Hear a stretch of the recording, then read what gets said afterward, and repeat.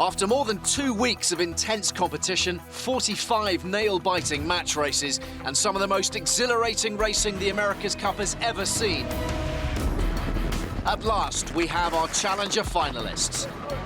2 young, hotshot helmsmen will today go head-to-head for the right to race in the 35th America's Cup. In the red corner, Emirates Team New Zealand's Peter Burling. In the blue corner, Artemis Racing's Nathan Outridge.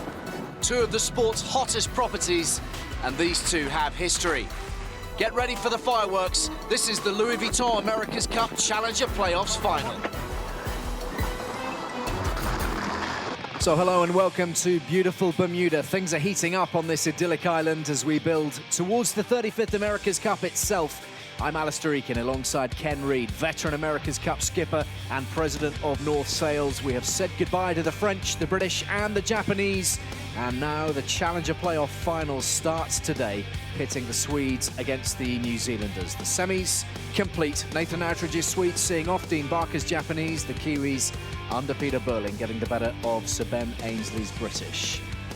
And the tussle to be confirmed as the Challenger starts today then. 3 races between New Zealand and Sweden in a first to 5 contest, a maximum of 9 races, just as it was in the semi-finals. So today, wind speeds of up to 15 knots, perfect foiling conditions on the Great Sound, and a little less chaotic than in some of the recent days, just about ideal really for match racing. A few rain squalls out there thrown in for good measure.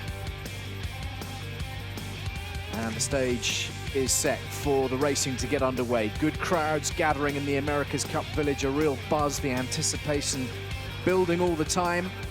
And these 2 have had some epic battles out there already, Ken, in the qualifying stages when they went head-to-head. They sure have, Ali. Penalties, lead changes, crazy races. I believe this was a record. 9 lead changes the first time these guys sailed against each other. And if that is a sign of things to come, we are in for a treat, because that's what we want, is close racing, and this was literally as close as it gets. So I think this is one of the most exciting races I've ever seen. And it all had to come down to, of course, a penalty. There's no way a race like this doesn't end crazy. And sure enough, Artemis was given a foul here for what we all thought was kind of suspect reason. Sure enough, Chief Umpire Richard Slater came out after the race and said they may have gotten it wrong. Team New Zealand won the race because of this penalty, but you know what? The Swedes still had a pretty good feeling about how well they did despite that penalty. Yep, there was plenty of frustration on board the Swedish boat, felt keenly by everybody involved.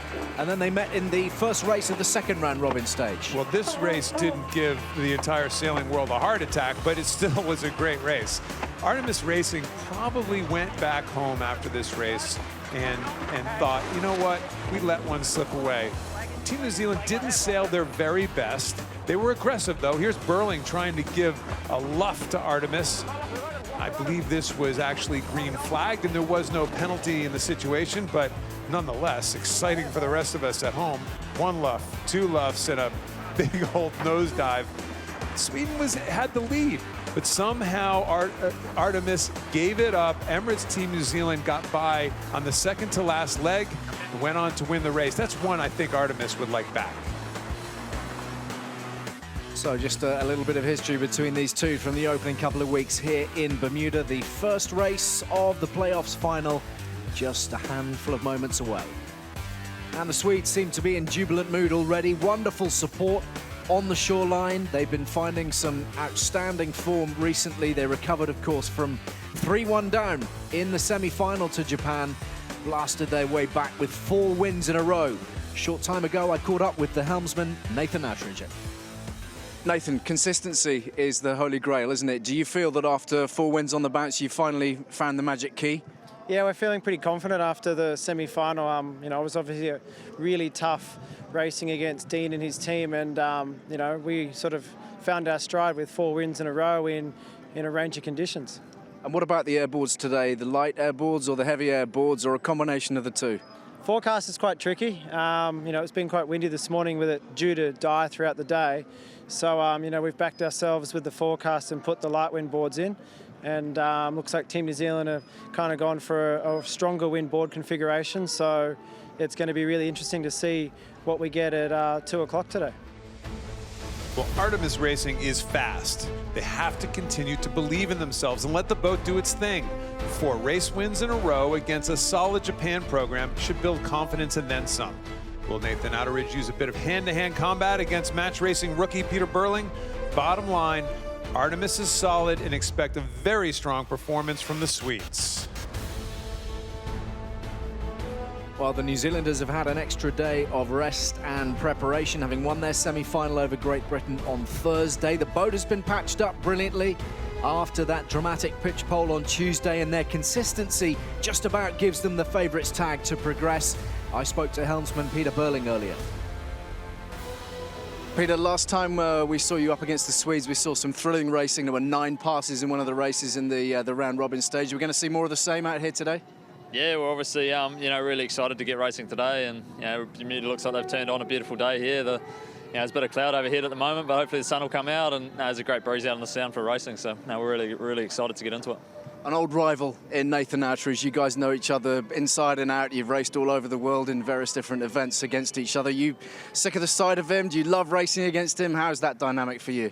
Yeah, we love racing against these boys, and they obviously had a really good Challenger Series semi to get through, and we're just excited to get into it, to be honest. Both between them and SoftBank, who were the other opponents we could have had yesterday, we're really excited about our chances against both of them. So we're just, looking forward to getting into it. Any anxieties, residual anxieties over the boat, given what happened last week, the capsize? Is there any fear factor there for you? No, well, obviously our shore crew's done an incredible job, and it's slowly been getting back to 100%. And we went out for a little sail this morning, and it's definitely the best it's felt since we've been here. So the guys have done an amazing job, getting that boat back to fully 100%, and we're looking forward to giving it everything today. Emirates Team New Zealand is in the Challenger Finals yet again. Let's face it, this island nation is always in the hunt in the America's Cup. Their innovation is clearly on display, both in how they set up their boat and how they utilize their crew. Young Peter Burling has ice in his veins. His team is rallying around him, and if you're a Team New Zealand fan, you have a lot to look forward to. So we have reached crunch time for these crews, and we can now take a look at the course, Ken. Well, welcome to the Great Sound of Bermuda. The scene for the first day of the playoff final. The L-shaped race course features a 2-minute start sequence followed by the critical high-speed blast reach to Mark 1. 5 quick legs with and against the 10-knot southwesterly breeze, and a final dash to the finish only 200 meters from the America's Cup village. So the Challenger final about to get underway. So many hurdles to navigate before one team is confirmed as the opponent for Oracle Team USA in the America's Cup match itself. Yeah, well, a new little feature here. We're actually going to see which end of the starting line is closer to that mark number 1. It's actually always an interesting part of strategy for these guys. Do you go to the closer end of the starting line, or do you maybe go to the other end where there's a better angle and a better speed potential to that first mark? So we'll have to see how that plays out. So another fascinating element to this, the duel between Outteridge and Burling. It's been a fascinating one already here in Bermuda. They know each other so well. They've been pitted against each other so many different times in the America's Cup, in the World Series, in the Olympics. They know each other inside out. Well, I think you asked Peter Burling, what a relationship with an arch rival, let's face it. You can like each other maybe a little bit off the water, but on the water, not a chance.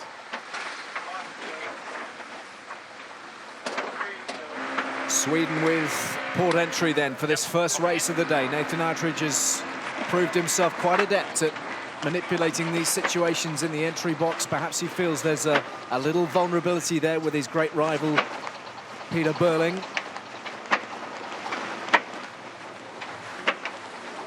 Let's have a word with Joey Newton, who is out on the water for us today, part of Oracle Team USA. Joey, as ever, great to have you with us. Your thoughts as the Challenger Playoffs final gets underway? Yeah, hi, Ali. Look, today should be a great race, and it may very well be decided by what these teams put in the boats at 8 o'clock this morning. Artemis have gone for for their light air boards. Team New Zealand are sort of more medium to heavy air boards. So the race could very well be decided how much wind there is and which boards they've got in.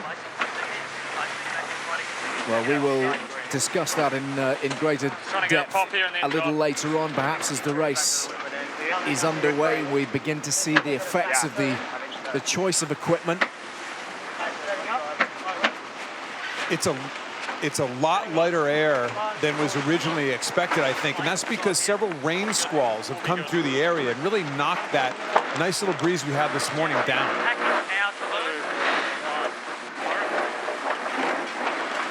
So here we go then, the Louis Vuitton America's Cup Challenger playoffs finals underway. First to 5 race wins becomes the challenger. Make or break now for these two. Ken, are they playing safe in the pre-start, or is one team rolling the dice? Well, we're already seeing kind of some action that we haven't seen before. It's light air out there. It's only 8.5 knots of breeze, which is barely foiling conditions with your big boards in. It'll be fascinating to see, as Joey reported, if Emirates Team New Zealand, their aggressiveness based on their stability in light air with those big long boards, if that's negated by this choice. I think these guys are both a little late in the lighter air right now and just kind of legging it back to the starting line right now. So the chase on to the start line. Nathan Attridge will be much the happier at this point over his positioning. We've seen the Kiwis, though, with excellent performances in light air here in Bermuda. But as they head off to the start line, it is Sweden who are getting a really good clean start, and already at 25 knots, safely up onto the foils and screaming away towards that first mark. It's very early to say. Obviously, we have a 3-race day, but whether the light air foils versus the heavy air foils played a part in that pre-start. Certainly Sweden, with port tack entry in the pre-start, they came in from the left-hand side of the starting line. They got to pick and choose the time that they wanted to go back toward the line far more effectively than Emirates Team New Zealand. Therefore, we got a good little lead coming into Mark 1. So the wind speed may only be 8 or 9 knots, but as we've seen, these boats well capable of moving at speeds of 4 times the wind speed. And round the first mark go Artemis Racing, the Swedish team here in Bermuda, setting the pace in the early exchanges as Emirates Team New Zealand follow them around the mark. It's amazing how much the good old-fashioned weatherman comes into play on a day like today. As Joey Newton reported, for those of us who are just joining the America's Cup in this new crazy version of the America's Cup, you can have 2 different types of dagger boards. And those dagger boards, think of the lift on a plane. If you're trying to lift a plane off the tarmac at lower speeds, you would have longer wings. Well, same thing with these guys. If they're trying to lift these boats out of the water, which is so crucial at lower speeds, lighter wind conditions, you want your big wings on. Artemis has them in today. Team New Zealand doesn't. So let's get an idea from Joey Newton exactly how late you can leave that decision. Joey, what's the protocol here? Because you may be having to make decisions at 8, 9 o'clock in the morning for wind conditions that are very different come 2 o'clock in the afternoon. Yeah, that's right, Ali. You can't just snap your fingers and change the boards in a matter of minutes in these boats. There's quite a bit of work to be done. So these guys are making the decision. They'll start talking around 7:30 in the morning.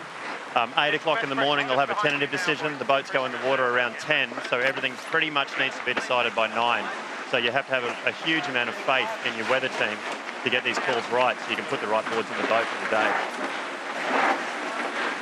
Let's look at the meteorologist, probably one of the key men in the camp. Oh, there's no doubt about it. And based on all of us talking about them right now, they're all looking for a raise as we speak. Well, it's pretty tight out there. Not a whole lot to choose between them. And Emirates Team New Zealand making good progress in closing the gap.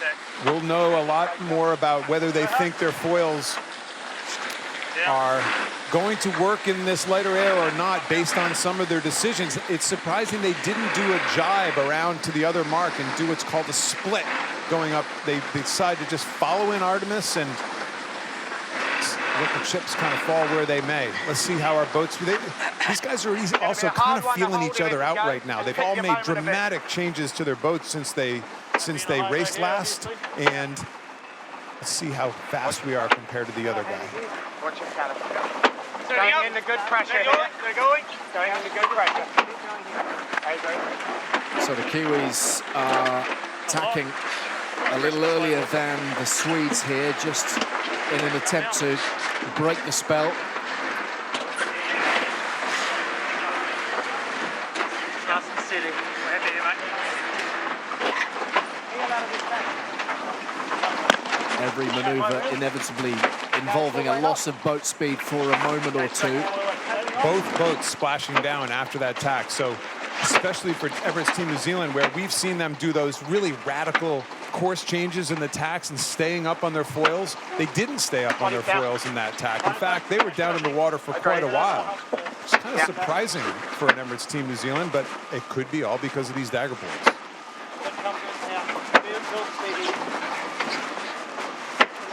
We've still got 40 seconds to go this way, so always again.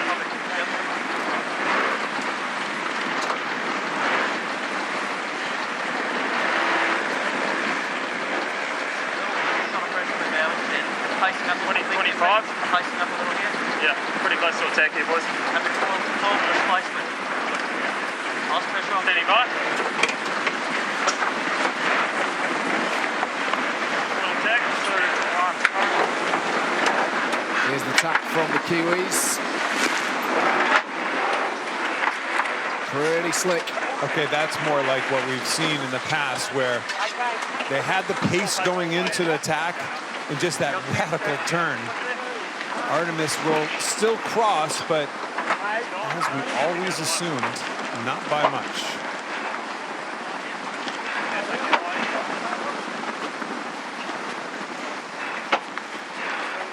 Go board. Nice, the board stones.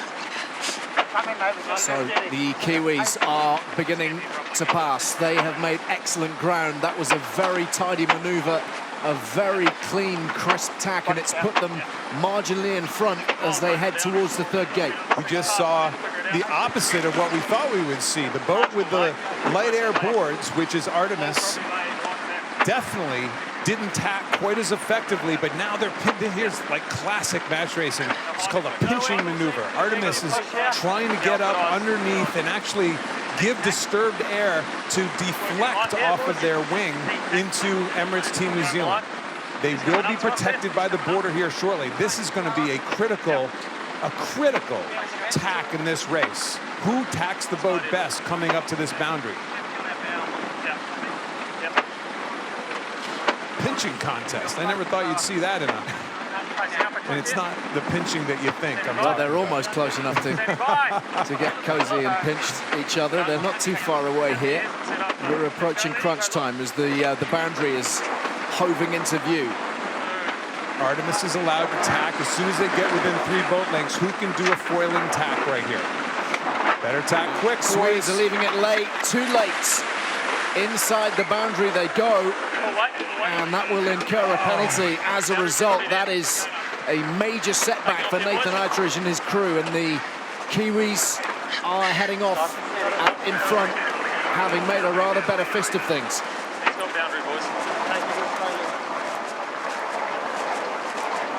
Straight through for a run. They've Goodness, an unforced error at exactly the wrong time. Listen, they had all the right in the world to tack whenever they wanted to, when they entered the 3 boat length zone within the boundary, and they still have their penalty. They have to drop back 2 full boat lengths. It's been their Achilles heel here in Bermuda. The penalties that they've picked up have really cost them. And they keep saying, let's keep it out of the umpire's hands. Let's just sail clean. And here they just made a silly mistake going into the boundary.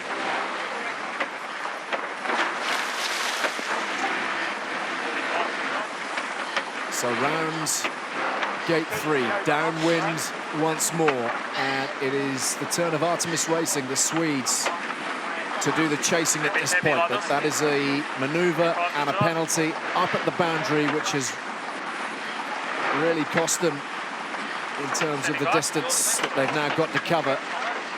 Good fly time. That's the amount of time that the two hulls are spending out of the water. And it goes without saying, the minimising of that time. Any time spent with those hulls touching the water and ploughing through it is not time that they want to be spending.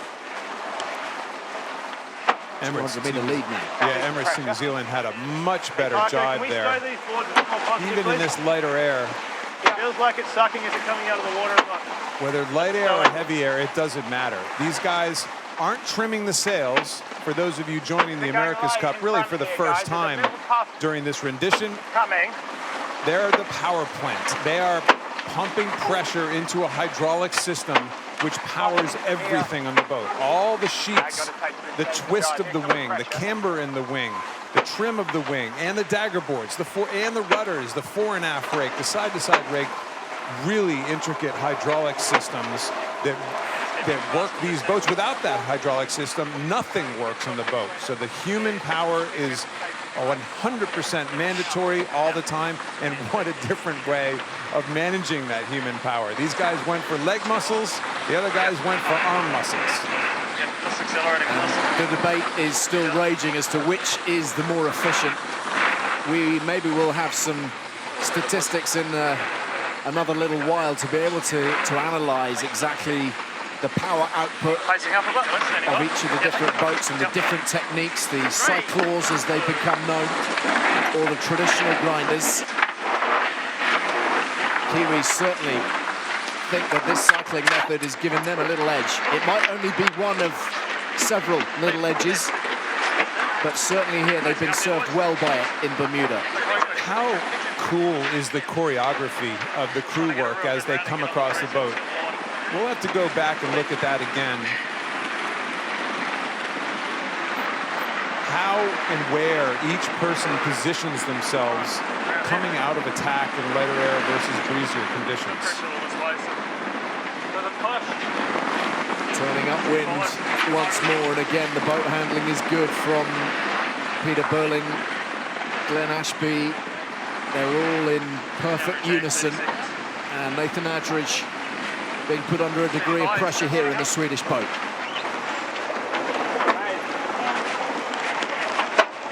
Tack going on Artemis, a different view than we've ever seen.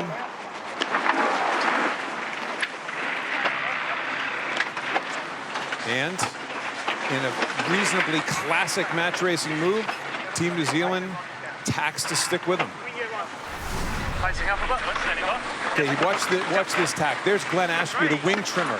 He goes across the boat to the other side and actually jumps in the helmsman's cockpit. Burling goes forward of the wing to keep his weight out of the back of the boat. There's Ashby right there. There's Ashby up in the up. I almost got him. I almost got him with my circle. I'm going to get him one of these days. There is Ashby in his cockpit, and just amazing choreography. I love it when you use that machine, Kenny. Well, it's just quality entertainment. I'm glad. That's what I'm here for you. I am.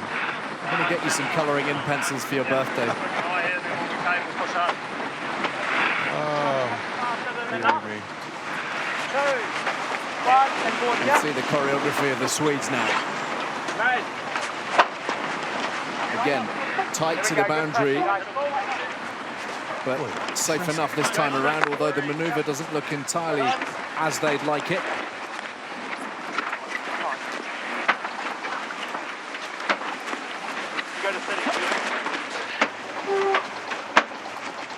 You might be able to push through and go back more into more pressure. Okay? Go for the tack when you're ready. Push, boys. Anytime. The gap closing. Swedes gaining. So let's go back to Joey out on the water. And, you know, it's kind of interesting, Joey, talking about the light air boards versus the breezier boards. Sure still seems to me that Emirates Team New Zealand has a bit of an edge and staying up on the foils and the taps. What does it look like from out there? Yeah, I'd agree with that, Ken. The manoeuvres just seem a little bit smoother and a bit more consistent. I think as if the patches of the course where the breeze is less, we've seen Artemis gaining, and they've got lighter air boards, they pop up earlier.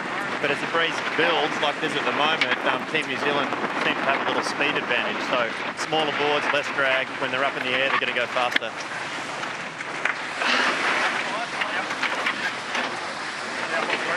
Two completely different setups, yet they're within about 100 meters.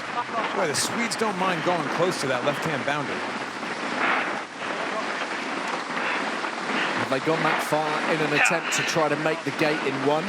Well, probably not. You can see from this graphic, I don't think they're going to, they have a chance of laying the gate right now. Maybe they likely think there's better pressure offshore right now. It's still very kind of cloudy, not quite as squally as it was earlier, but that means that there's very likely big puffs and lulls, wind pressure, the dark water on the water, the dark patches in the water is where you want to stick the nose of your boat. Well, the Kiwis seem to be sticking the nose of their boat in the water currently as they contemplate this tack up to gate number 5.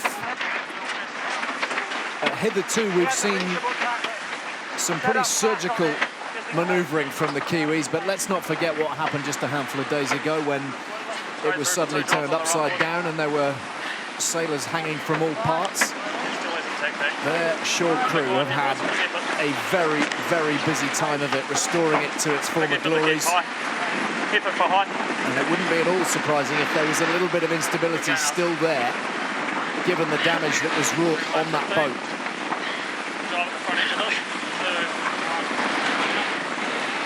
Pretty early job, Downwind for the final time in the race with the Kiwis out in front. Race 1 of the Louis Vuitton America's Cup Challenger Playoffs final. The Swedes with it all to do here. The good thing for the Swedes is at least they'll be having a split up here. I wouldn't be surprised if we saw Emirates Team New Zealand jibe fairly quickly and try to get over in the same water. They would give up a little bit of their lead, but let's get over and stay on the same side of the race course because it is kind of fluky breeze, kind of shifty. Let's try to eliminate options for Artemis Racing.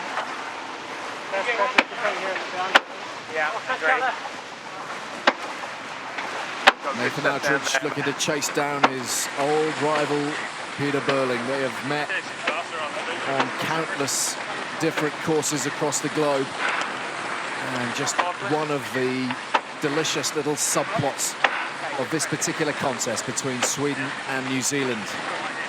Yeah, good puff coming on here. Starting to feel it now. No worries on Leyland either, so we're taking it down.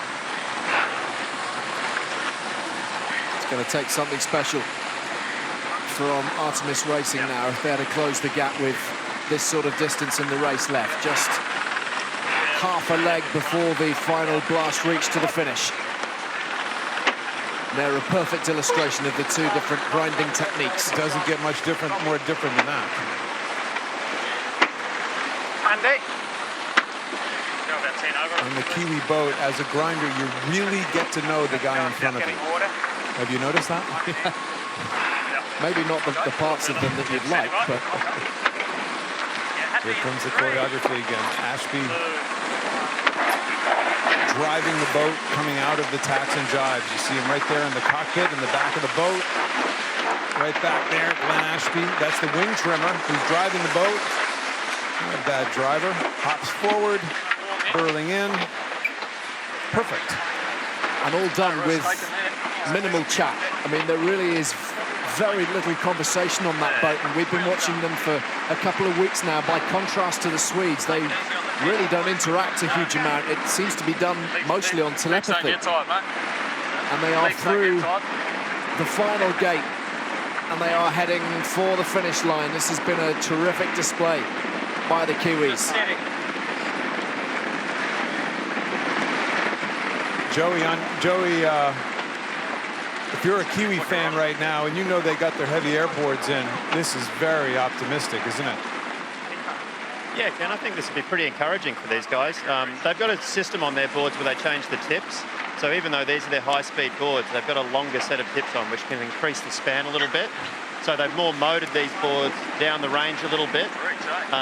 It's obviously pretty effective. The breeze came up a little bit in that race, and the boat was just off. There we go. I just pointed out that's the length. That's that span that we've been talking about, which makes it a high-speed board versus a low-speed board. Beautiful views.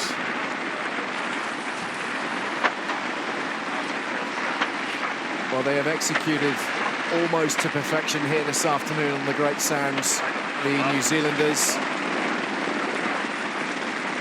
Such a contrast from the chaos and the turmoil of Tuesday, when their boat did not look at its best. But this is a team in perfect unison at the moment. Very calm, very relaxed, and safely in the knowledge that they've got this first race tucked away in the bag. Good boat speed all the way down the runway, and the Kiwis take a 1-0 lead in the playoffs final, overcoming something of a slow start, capitalising crucially on that Swedish penalty just before gate 3. New Zealand up in the final.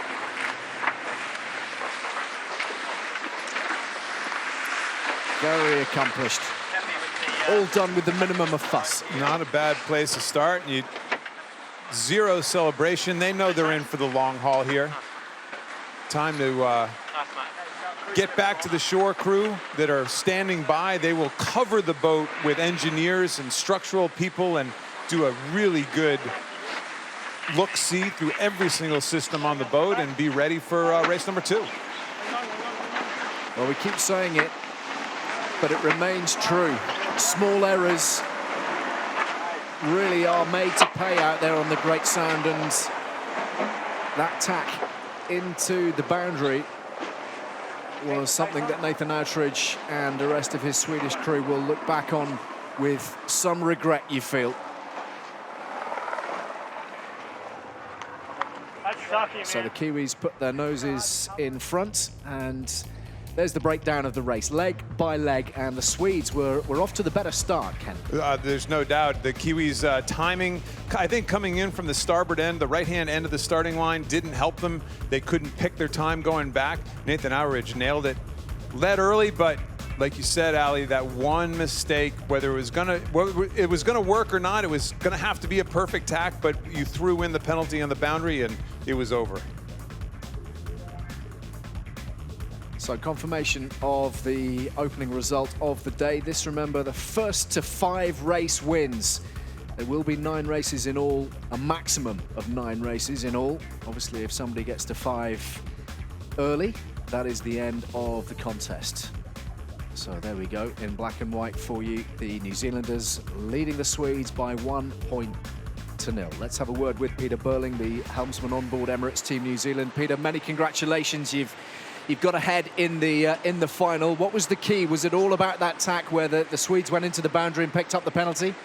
Yeah, well, for ourselves, you know, obviously we weren't happy with the start. It was obviously really light where we entered, so no, it was a bit of a tough one to actually do the 2 drives, get hooked up and get back to the start, so it made life pretty easy for them. But you know, the boys really dug deep, plenty of oil, so we could just do some really nice tacks. And you know, I think that one foiling tack we did out on the right-hand side really set up that incident at the top, which we gained a lot.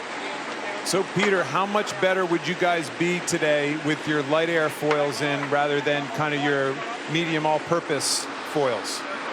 I'll have to see how breezy it gets in this next race. You know, it's back up to 12, 13 knots here and building, so we're definitely, you know, not in a bad place. And you're expecting the breeze to build as the day goes along, so in essence, you may have just seen your worst race with these foils. Is that fair to say? Yeah, well, obviously we're really happy with, you know, the crossovers we get on our boards, and you know, we've made a massive effort for days like today to have boards that have really big ranges, and you know, we're pretty happy with how we're going. Peter, congratulations, thanks for your time, and good luck for the rest of the day's racing. Thanks, mate. Cheers. So let's speak now with Nathan Outridge, the helmsman of Artemis Racing, the Swedish boat. Nathan, that didn't go your way. Would you like that tack back into the boundary? Yeah, obviously the position attack. You know, we thought we'd try and tack right on their face there and just mistimed it a bit. And, you know, that was the race. You know, apart from that, you know, I thought we were sailing really well, really good start. So just have to regroup and have another go in a couple of minutes. Nathan, can you tell the sailing world, how do you know that this imaginary boundary even exists? Can you just take us through what you have on your boat to tell you where the boundary is? Yeah, we got some numbers that are counting distance to the, and so a rough time. And all it takes is the breeze to increase or decrease slightly, and that time disappears really quickly. And you know, we just misjudged that one at the top, and it was a bit costly as well. Nathan, thank you for your time. Good luck for the rest of the afternoon. Cheers, guys. So let's take a closer look at some of the detail of the race itself. Kenny, you can break this down for us.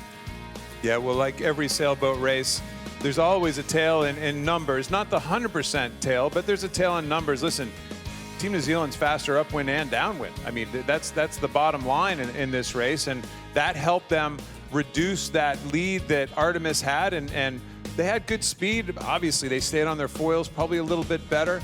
Distance sailed pretty similar, slightly longer to the Kiwis, but for the most part, the distance sailed was about the same, and one less maneuver. That's always a big help when it comes to multi-hulls.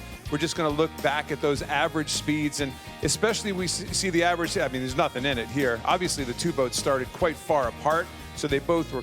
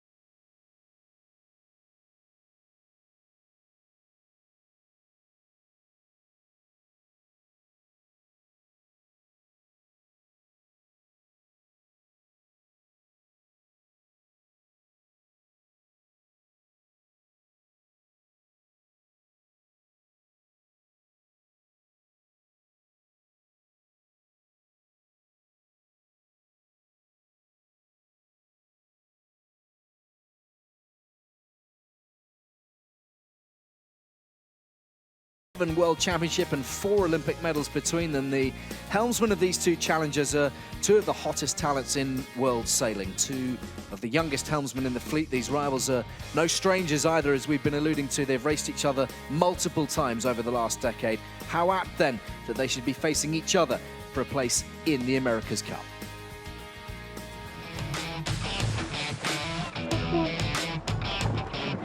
I've known Pete for close to 10 years now. We were training partners in the 49er leading into the London Olympics. You know, we would stay together, live together, train together, and we're really good mates. We're incredibly good friends with Nathan and Goobs and a few of the other guys on the Artemis boat, and now we've raced together a lot in the 49er. Had some really good battles over the years. You know, I think it's quite incredible from where we were 10 years ago, and you know, now representing 2 America's Cup teams fighting each other. Clearly, we both enjoy some high-risk sailing, and I think there's going to be some high-risk sailing coming, and you know, we'll be going pretty hard for the win, that's for sure. Knowing those guys, they'll be bringing their A game, and it's something that I think they know we'll be bringing our A game as well. And the two boats on collision course. Hand-to-hand combat out there on the water. Yeah, we've had 2 very close battles with Emirates Team New Zealand in the round robin. penalty on the Swedes. You've got some angry guys on Sweden right now. We definitely had some cracking races. Just look at the way they are taking each other on. We're really happy to end up on the right side of it both times. I'm sure you know, there'll be some more close racing to come over the weekend. You know, I think that we get our configuration right, it's going to be a good battle.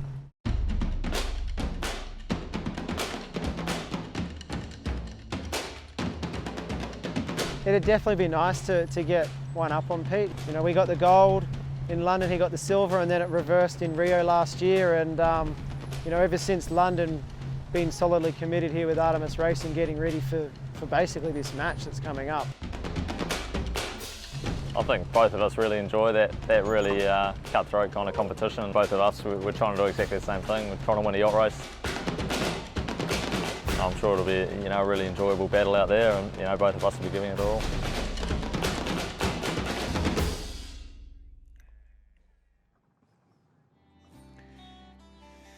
So the second race of the day, not too far away just now. It is a blustery day. There's a little bit of rain about in the air, but conditions are a little mixed out there. Let's check in with Joey Newton, who's our man out on the water, part of Oracle Team USA out here in Bermuda. Joey, we were interested to hear Peter Burling suggesting he's expecting the breeze to pick up a little bit out there. What's your read of things out there? Yeah, it certainly looks like that, Ali. We've had, as these showers have cleared, the wind seems to have settled down and built a little bit. I might be seeing 10 or 11 knots. And just as we're talking, both the teams have changed to the medium hitsails. They're a lot smaller than the light hitsails we saw in that first race. So they're both obviously expecting this next race to be in the 10 to 12 knot range, which will play a little bit into the Kiwis. Good to know. Excellent, Joey. Thank you very much for your input. We'll hear more from you through the course of the next race, but we're going to reflect on the British Challenge just for a moment. And Sir Ben Ainsley's Land Rover BAR arrived here in Bermuda with high hopes and under pressure to deliver. It's fair to say they did not have an easy ride, but the Brits leave after a job well done, ultimately unsuccessful, and they will be back. We bid them a fond farewell. Do not write the British off. Do not write Ben Ainsley off.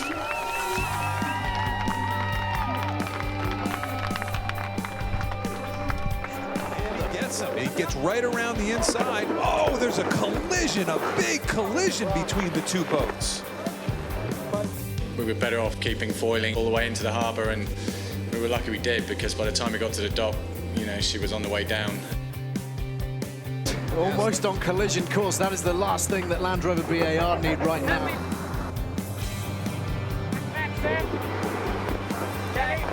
Ben Ainsley, desperate to show the world exactly what his team have. A real morale booster. After 4 consecutive defeats, it is a British victory. Race committee, just to inform you, we're retiring from this race. Over. And Land Rover BAR have just sneaked in front. Really good job by Ben Ainsley. The most exciting, exhilarating sailing I've ever been involved in. Really just have to go for it and be as fast as you can, and just no holds barred is, on days like today, the ultimate team sport. The New Zealanders into the playoff final, and for Britain, the quest is over. The whole team, you know, our designers, engineers, shore team, sailing team, everyone in the office have just dug so deep to get us more competitive, and we did that through this competition. And a huge thank you to them. I couldn't be prouder of them. Huge thank you to everyone back home in Britain for supporting us. We will be back next time, and we'll be stronger. So the Brits with something of a bumpy ride in Bermuda, a few highs, plenty of lows, but they are promising to return in the next edition. And as we left the semi-final stages, we also said goodbye to another brand new team, SoftBank Team Japan. It's been 15 years since the last time the Rising Sun graced the sail of an America's Cup challenger, and they've been a worthy and warmly received competitor. In the end of 2014, I got a phone call, and there might be potential challenge from Japan. Would you like to help them? 100% I'll help. You find it all kind of a little bit surreal, you know, when you sort of you come to work and you see what we've created. The Japanese team. He's going for a hook. He was heading straight for and them. He gets him. He gets right around the inside. Oh, there's a collision, a big collision between the two boats. SoftBank Team Japan, powerful run from the Japanese, dishing out a real thumping to the French. First semi-final of the Louis Vuitton America's Cup Challengers between Sweden and Japan. Outridge against Barker. This guy may have sailed in more match races than anybody here. A short, punchy finish for the Japanese as they tear across the finish line and they take a 1-0 advantage. Thrilling prospects for this afternoon. Given the wind, there really could be some fireworks. That's a mistake you do not want to make often. I'm not going to call it survival mode. Victory for Dean Barker. Full on, you know, it's definitely sailing on the edge. Just sticking their guts on the line to get around the race course. Game on. Feisty conditions, great control from Dean Barker and SoftBank Team Japan. Nathan Attridge into the circle, looks like collision time. Wow, this is the view, close. that's the one. Very close. And for one of them, it's their last day of competition in Bermuda. Japan's in trouble now. Overlap, they're going to get Loveted to win. We're seeing real match racing. And it will be the Swedes who roll on to the Challenger final. And the Japanese are down and out. It's going to let everybody down, but yeah, we can be proud. Yeah, the support that we've received from Japan has just been phenomenal. Japan's got a very rich history in America's Cup sailing, but we want SoftBank Team Japan to be a real feature in the future of America's Cup sailing, and so to be able to perform at the level we have is satisfying, but we know going into the next cycle will be a hell of a lot stronger.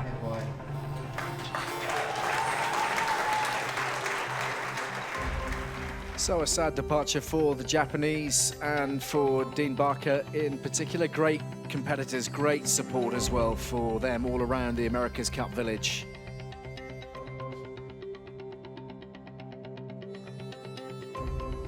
So we are ready for race 2 of the Louis Vuitton America's Cup Challenger Playoffs final. Peter Burling's New Zealand against Nathan Attridge's Swedes. The stakes raised with every passing contest. 47 seconds, the margin of victory for the Kiwis.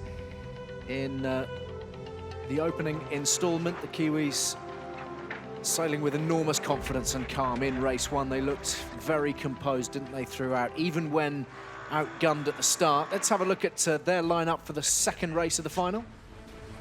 Well, these guys did what they've done so many times in this event, kind of almost hanging back off the starting line.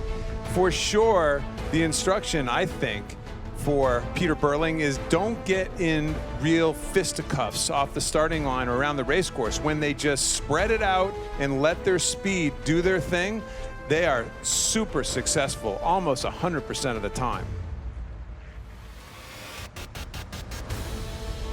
And the Swedes readying themselves for battle once more. A penalty costing Nathan Attridge's crew dear in that last race. Not for the first time here in Bermuda.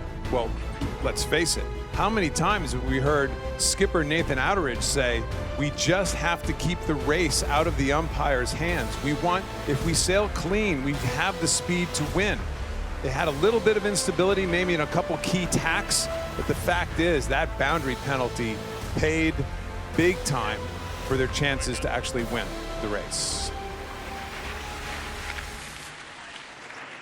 So the second race of the Challenger Playoffs final about to get underway. New Zealand knowing that a 2-0 lead could be just the buffer they need to push on and win equally well. 1 point apiece, and it gets very, very tasty. Definitely a little more breeze filling back in here.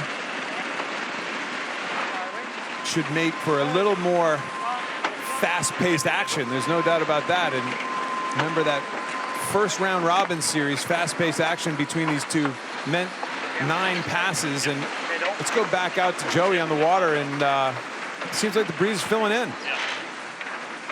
Yeah, Ken's still building out here. I think maybe 12 or 13 knots. So expect Nathan to try and make something out of this pre-start and gain an advantage. He'll know he'll be a little slow on the reach, so he needs to get his bow in front off the start line. They've all changed down to their Code 2 jibs, their medium-sized jibs.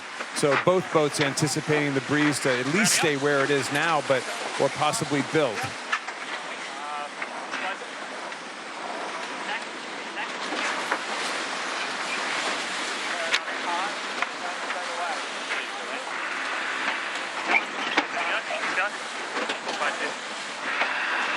Race number 2 then of the Louis Vuitton America's Cup Challenger Playoffs final. New Zealand and Peter Burling with a 1-0 lead and bursting to hammer home this advantage. But we know, oh yes, we know how just unpredictable these races can prove to be. Nip and tuck. I'm actually getting seasick watching that camera angle. These guys are just going after each other right now. A far more aggressive starting line tactics from both boats. Emirates Team New Zealand trying to kind of get some security down very low towards the ley line. They're essentially going upwind right now. Both boats are actually tacking. There's Emirates Team New Zealand tacking to get back up there. They've decided to gap off and go for a high-speed start. Both boats are kind of settling for their position. Let's see who pulls the trigger the best. And as we've seen on countless occasions out here on the Great Sound, the timing of this is pivotal. Have the Swedes timed it well? It looks like they have to the left-hand side, and Artemis Racing are off and running, but the Kiwis right alongside them.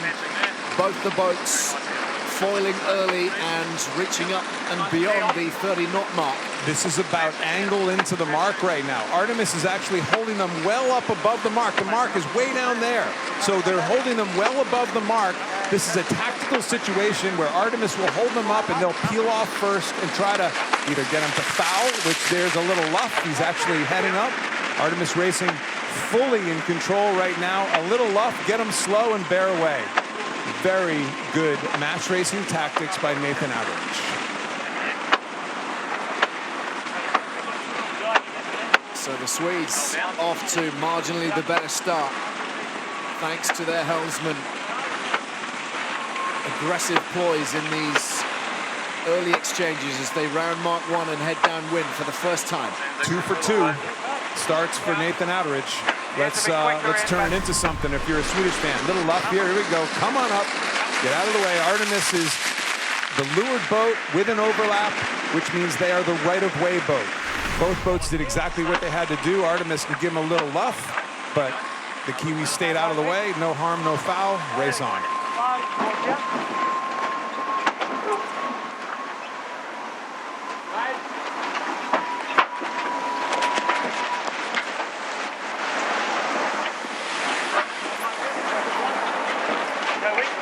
Both boats jiving almost simultaneously, and as we can see, just the slenderest of margins between the two. It's been really instructive over the last couple of weeks to see how calm the New Zealanders are when they are faced with a boat in front of them. They just know their boat speed is good here. The heart rates of the grinders. Anders Gustafsson is all maxed out. 3 tacks. I don't even know what to say. So the maximum heart rate is 220 minus your age, and I think he's about 12 years old. So that if that's you or me, the next thing you know is there's an ambulance on the way. I can tell you that. The lights are flashing. Kiwis following in, doing exactly what they did in that first race. Let's use our maneuverability and our speed. 2 really tight, really good roundings.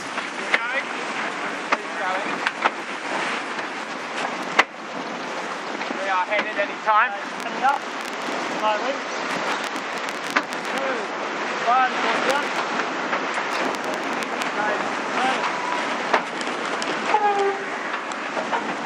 Fly wheel. Push. Wide up, boys. Body straight down. Both boats very clearly foiling through their tacks more effectively, but it's this flat-out boat speed that sometimes you see the heavier air boards, not sometimes, all the time you see the heavier air boards possibly being a little quicker. We got to take it, all right? Look at these handholds right here on the wheel. That's the helmsman. When he puts his hand on there, the helmsman's controlling the 4.5 rate of the dagger boards, the lift or the drop in the boat. You see in his right hand, he was actually doing it there.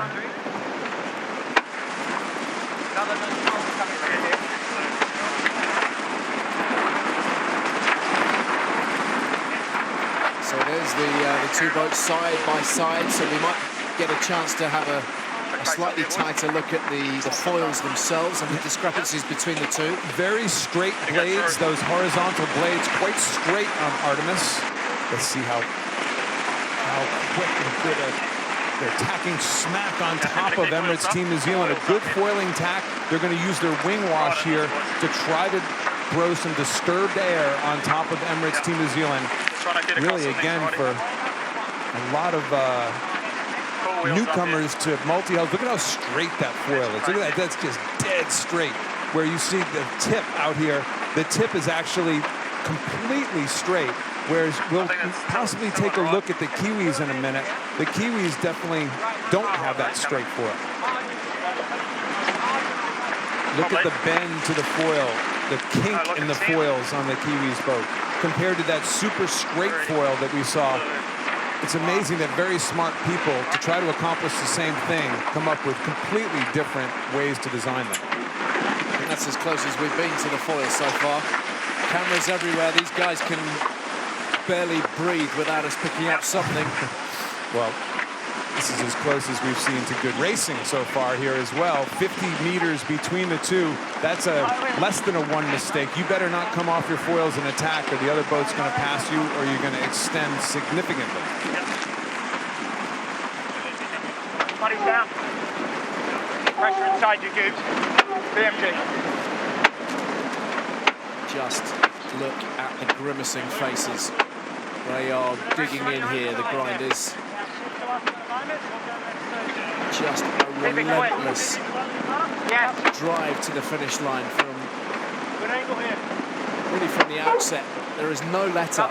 And with 3 races today, depending on how much rotation they use in their squad, there's going to be some tired bodies this evening. These are brutal races on the afterguard, kind of a modern-day afterguard, of course. The helmsman and the tactician, these tight races, there is zero room for effort, or for mistakes, zero.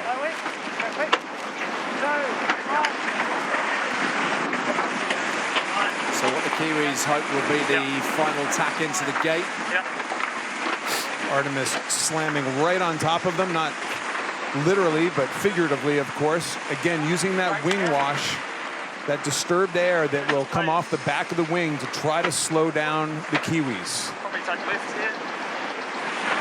Look at that great smack upwind. There's the wash right on top. That was a perfectly timed tack by Artemis Racing. Still right in this, boys.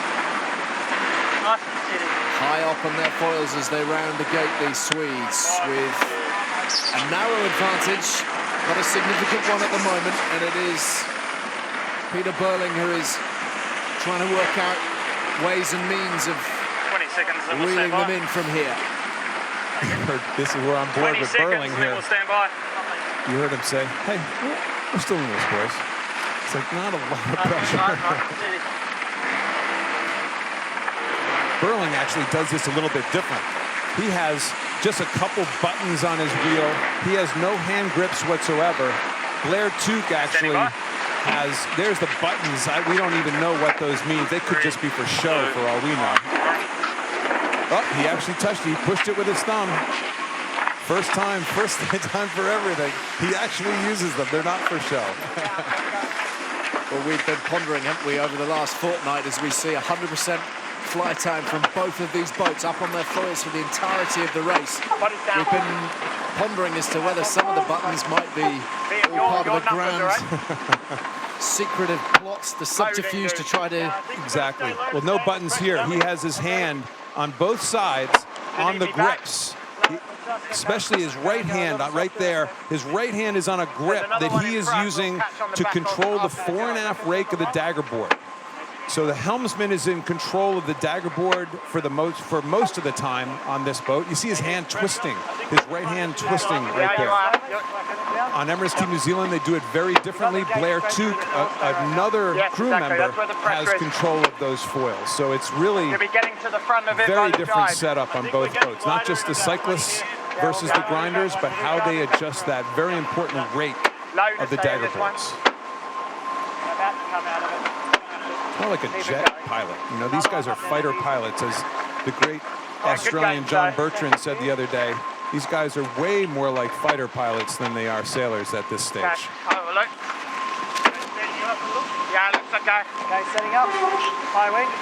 2, 1, more jump.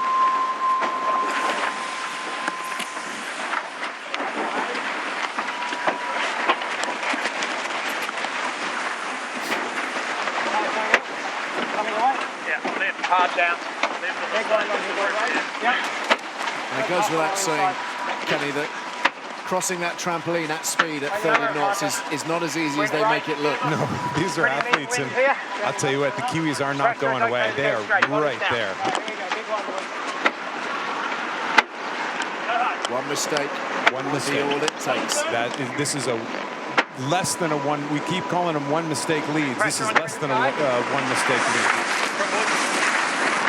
Both boats have been out of the water with their lured hulls the last time we looked 100% of the time. 20 seconds, all stand by. Look at that, the gap closed from 150 down to 65 odd meters, and still 100% of the time up on the foils. You always maintain, Kenny, that if you're within 150, you've got a sniff. I think a bad tack is about 150-meter tack. That is the conclusion that I've come to, just kind of looking at the 2 weeks worth of racing so far. Easy to say from up here in the booth. Those are 2 more perfect tacks. Another part of the America's Cup always is, as you advance in the rounds, you see fewer and fewer mistakes. To see 2 boats right now, both flying 100% of the time, is just stunning. That's just remarkable. Then we have to hit him hard on port, don't we? Hit the right, more pressure. I think we take the higher mode now, so it makes it easier. Yeah, there's another one coming you at that angle too. Yeah. On board with Artemis Racing, a very vocal Ian Percy. As the tactician, he's saying we want to hit them hard on the next tack. Hit them hard means not physically. It means spiritually hit them hard. They want to tack right in front of them, put them into a bit of a quagmire, and give them dirty air or that wing wash all the way in. This is going to be a tough. Don't get slow on this tack if you're Artemis Racing. Here's the cross from the Kiwis, although the Swedes now have tacked as well, and battle is joined again. Let's check in with Joey Newton, part of Oracle Team USA. He's out on the water for us this afternoon. Joey, anything you've picked up from this race that we haven't spotted that you think might be a crucial factor? It looks like the Swedes are, well, they may just have enough to cling on to the lead they gained from the start here. Yeah, the Swedes are sailing fantastically, Ali. And just one thing I've been noticing, when the boats are on starboard tack, Artemis doesn't really seem to have that much of a speed deficit. When they're on port tack like now, they do. So they might have a slightly lower drag set up on their foil on the left-hand side to help them on the reach, and that's paying dividends when they're upwind on starboard. Now we're getting into a little bit of... Yeah, that's good information. Let's see. Whether it's true or not, Joey, we're running with that, okay?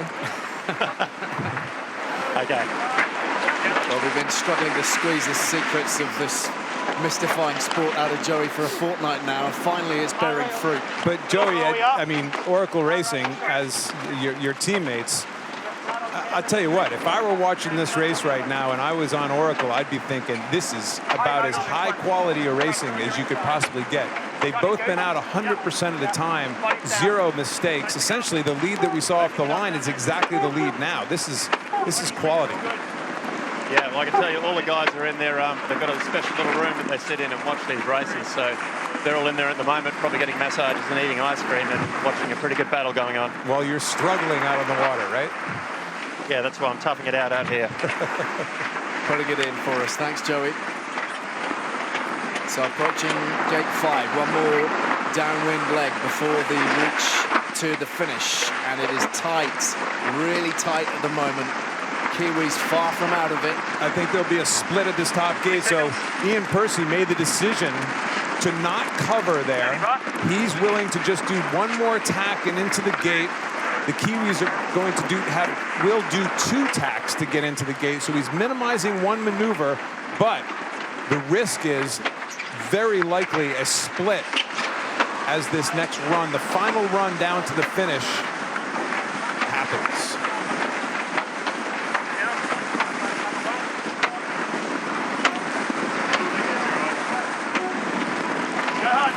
Similar boat speeds as they round the gate.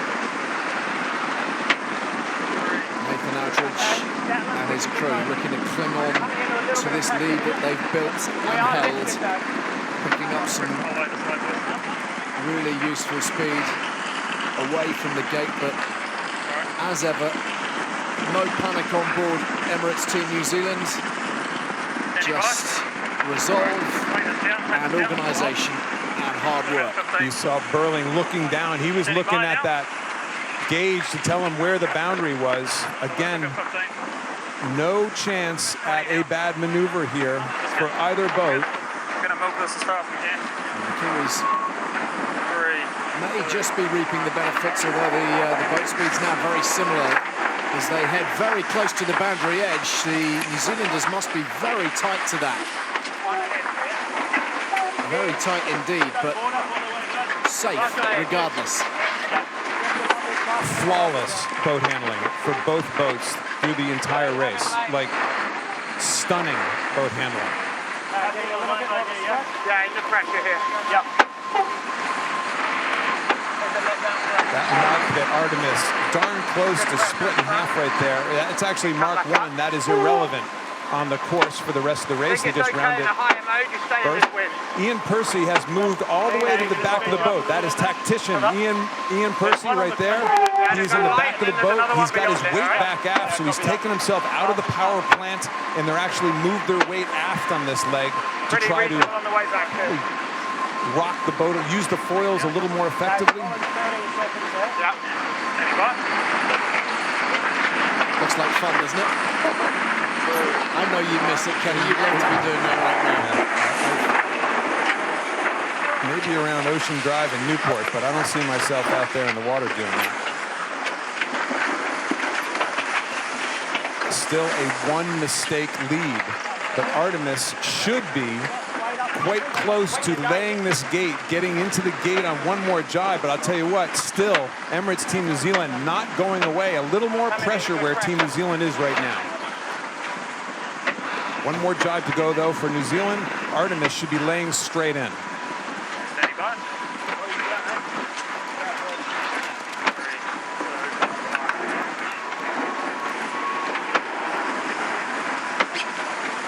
So the lead around about 110 meters or so, but the Swedes have managed very tidily to go through the gate, and they are off and flying down this finishing straight.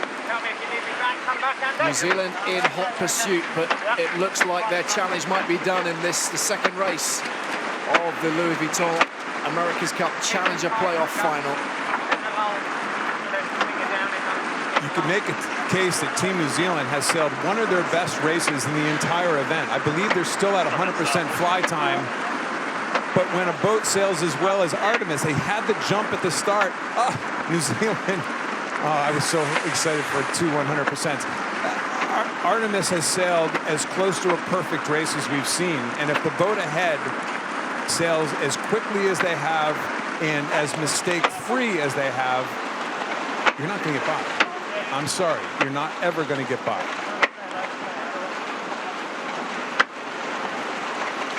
And based on, look at the numbers up on their wing.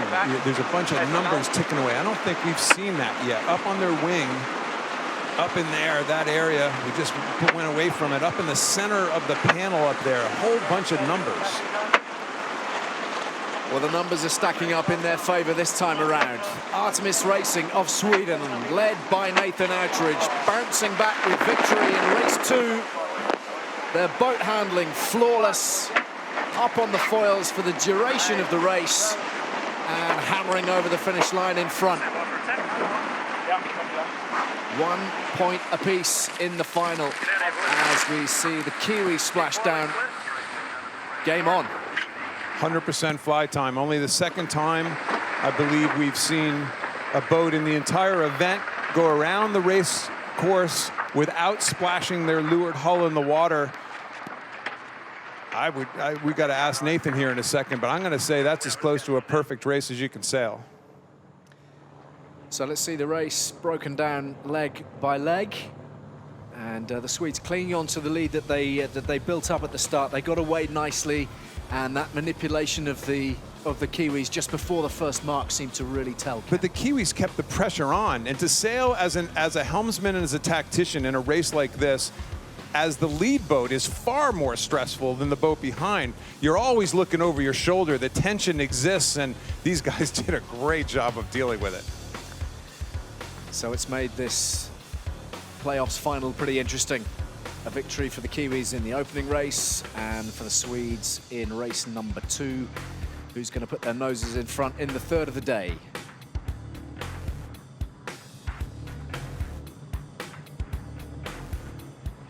So let's have a word with Nathan Outridge, helmsman of the Swedish boat. Nathan, you've bounced back brilliantly well. Ken was suggesting that might be as good as you've been out here in Bermuda. Yeah, we're very happy with that one. Very good start. Pushing really hard there, and they were quite early, and then just didn't give them an opportunity. You know, we gave an opportunity and they took it. And that race. So. Nathan, we're going to have to come back to you in a bit. Your mic is in and out, so we'll get back to you just if you can hear us. Congratulations. That was a beautifully sailed race. Okay, copy that. Cheers, guys. So let's have a look at it in a little bit more detail. Well, it was time and distance. The Kiwis were a little early. They tack and they hip up, they gap off to weather. Now it's just time and distance. Now it's the helmsman's gut feel. When do I pull the trigger and get up on the foils and try to get this thing to go 30 knots? It sure sounds easy, but trust me, folks, this is anything but easy. That balance of speed and distance, and then you throw in the fact of whether you're going to foil or not. Well, Artemis goes right after him. They go right after him and do a nice little luff here coming into mark number 1. A nice luff, and then they're the first to peel away. This is done not to get a foul on the person, but it's actually done just to get a little bit of a gap. And they got a little bit of a gap and held it all the way to the finish in really a tough race on the tacticians and on the helmsman. So the numbers, here they are. Yeah, look at how equal these speeds are. I mean, essentially, there's nothing in it between the two boats, upwind and downwind. So it's what we kind of anticipated coming into this. Well, look at the average speed. My goodness, you just obviously don't get a whole lot closer than that maximum speed. That's a bit for fluff. Distance sailed, that's the difference. Sweden sailed a shorter distance, hence the lead.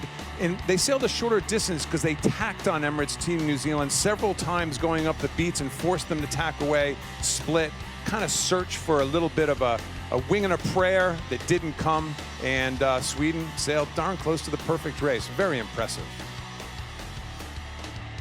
Again, we go into the average speeds. This is our average speed graph, leg by leg. We're not going to see a whole lot in this, folks. There's a little bit of a difference at the bottom of that first reach. That's where they gapped off. One boat's going to have a touch of an advantage. The other boat's going to have a little bit less. On we go right through. There's nothing that is going to be glaring here. The highs and the lows are so close and so equal in speed. Maybe on the second downwind leg, you had a little bit of an advantage to Emirates Team New Zealand, but you know what? We always knew there was not going to be much in it between these two boats, and when you average everything out, you kind of draw a line straight through this. There's really, it's just a remarkably close two boats. So we're going to go behind the scenes at Artemis Racing now to hear the story of performance coach Santiago Lang. 4 years ago, this Argentinian sailor was getting ready for the Rio Olympics when out of the blue, he received the news which was to change his life.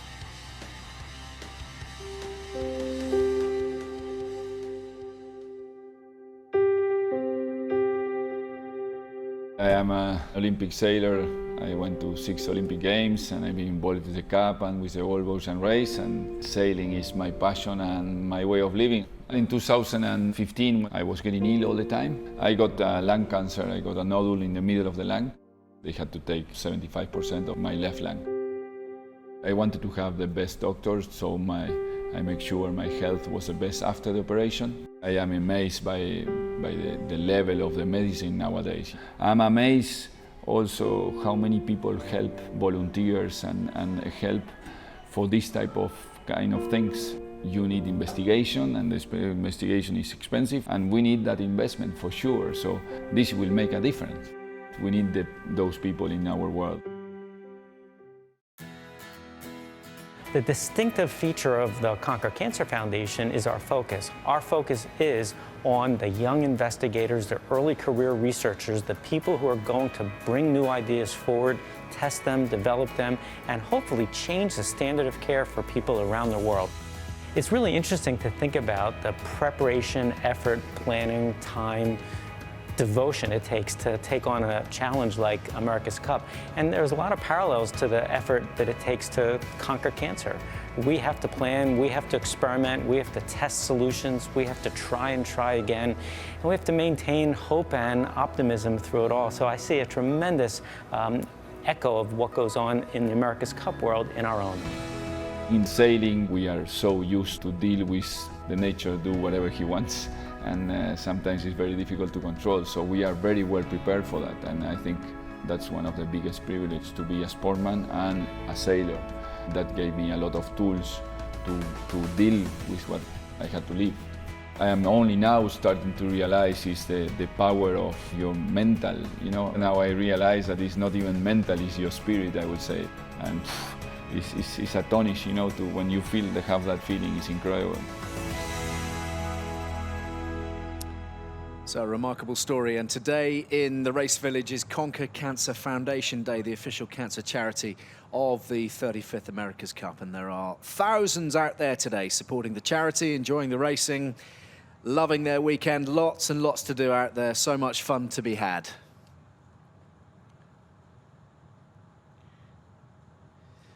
Well, it's not only the 6 teams of the 35th America's Cup who have been out on the Great Sound here in Bermuda these past few weeks. The Red Bull Youth America's Cup kicks off next week, bringing 12 of the best national youth teams to Bermuda to compete in a unique series alongside the main event. And the competition will be fierce. The teams taking part represent the best young sailing talent worldwide.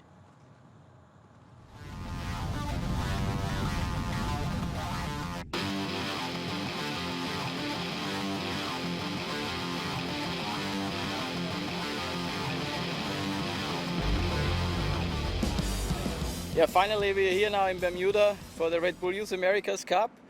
The first group of kids are here. They are all excited, and we are all looking forward really to start the racing here. They are pushing already hard now in the training, but when it comes to racing, the heat will be up.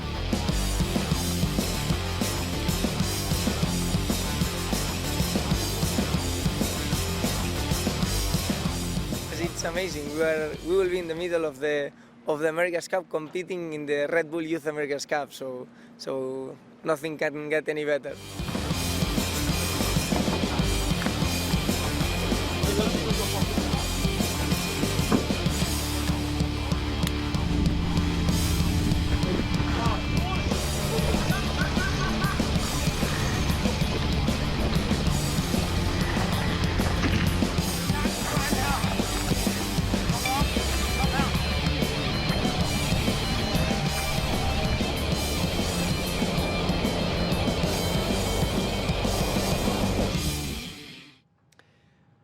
So the Red Bull Youth America's Cup underway next week. Emirates Team New Zealand stars Peter Burling and Blair Tuke, both former winners of that event. We'll be keeping a close eye on it, and of course lots for the supporters to get their teeth into in that particular competition as well. We're going to check in now with Joey Newton out on the water for us, part of Oracle Team USA. Kenny, have you got questions for Joey out there? Well, Joey, let's first start with, has anything surprised you yet? A lot of times teams are saving up cool parts and pieces to go to the next round, you know, to try to slowly gain that edge, slowly keep that speed build happening? Have you seen anything that you weren't anticipating so far? Not really, Ken. I mean, these boats are both using parts that we've, at Oracle, that we've seen before. We've seen them used before. The Kiwis are certainly pretty slick at being able to change their boards. And by change the boards, I mean change the tips that we were talking about before, mode them from light air to heavy air. That's pretty impressive. Artemis are doing a great job, especially in the racing that we've seen here, of being in front and staying in front. The Kiwis really just have to focus on getting off the start line, I think, and getting to that reach mark first, because when you're racing a competitor like Artemis or an even speed boat, it's pretty hard to get around them when they're sailing well. So we just kind of saw a huddle of Team New Zealand on their tender. Then they're all jumping back into the boat right now. Give us an idea of what they might be talking about as a team, a little strategy change. What goes on in those team huddles? They'd have their head coach there, or a bunch of different coaches there, and they'd all be speaking to different parts of the boat. So I'd imagine Pete Burling and Blair Tuke are probably speaking to a guy about the tactics. They might have another guy speaking to someone else about the way the wing's set up. I saw a bunch of the guys inside their wing, so they're probably making a little setup change inside the wing. You can change some of the lashings, some of the cables in there to change the way the wing twists. So as the breezes change, they'll be trying to set the wing up slightly differently for the conditions. How many different coaches does Oracle Team USA have, for example? Now, we've got a head coach, Philippe Presti, and then we'd probably have another 3 or 4 guys out on the water that work with him in different parts of the boat. So, I mean, if it was a mechanical part of the boat, John Hildebrand's out there helping the guys. Any other parts of the boats, there's specialists there. And then you have the whole group of engineers and technicians that come on board the boat to make sure it's running properly in between the races. Joey, thanks for your time. Great stuff. Thanks, guys. Well, he's currently locked in battle with Nathan Outteridge and scrapping for a place in the America's Cup match itself right now. But of all the sailors in this competition, perhaps few occupy the spotlight quite as much as Emirates Team New Zealand helmsman Peter Burling, almost unbeaten in the 49er class for the past 4 years, gold medalist in Rio last year with teammate Blair Tuke, and as we've seen, almost unstoppable in this year's America's Cup. He's a young Kiwi hotshot who really looks like he's the real deal. They are ruthless, they are relentless. Peter Burling very much in control. The calm amidst the chaos is something to behold. I generally think I'm quite relaxed, but you know, at times you get pretty fired up as well. And, you know, we push pretty hard at times, but I think it shows up in the speed. I don't think there's any point getting too worked up, and we've seen a few of the other teams blow up, but it's all part of sport.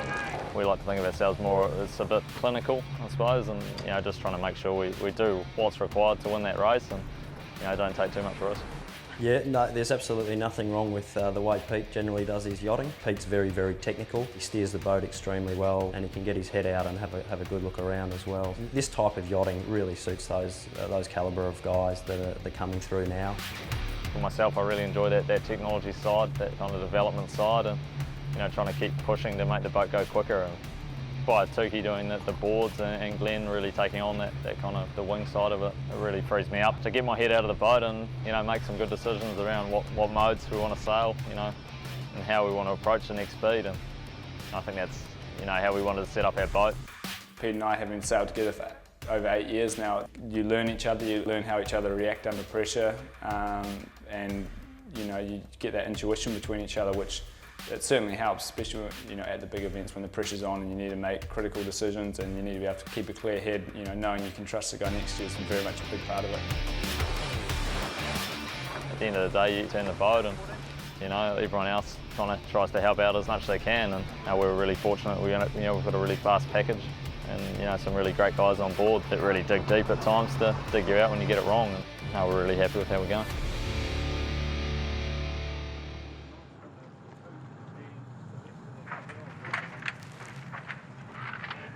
So race number 3 in the Louis Vuitton America's Cup Challenger Playoffs final about to get underway.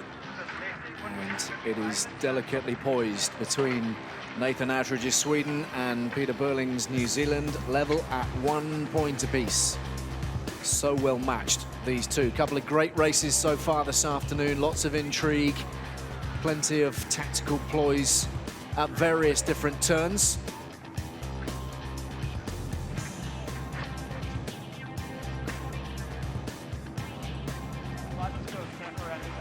either of these crews feel they will have an edge over the other at this point? Well, race 1 and 2 are the absolute proof of what we assumed from the outset, and that was this is going to be really close and really, you know, tight, and one mistake and you're done.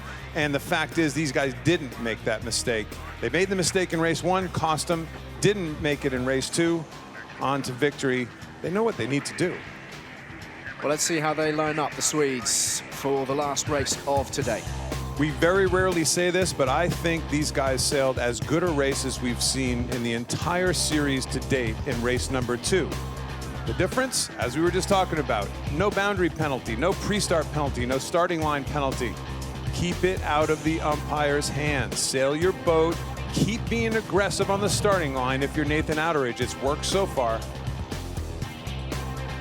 Well, despite the brilliance of the Swedes in that last race, the Kiwis were not too far away, edged out at the start, and just there or thereabouts, aren't they? They always seem to be, even when they are the boat that's trailing. Let's see their lineup ahead of this last race. Well, Emirates Team New Zealand, their starting has not been great. It's very well documented. 2 bad starts in the first 2 races, but they just keep the pressure on. Very interesting in between races, Ray Davies is now their tactics coach. He was the tactician on board because of this new grinding philosophy. He's actually off the boat. He's now their coach. Let's see if he can get him in the right spot.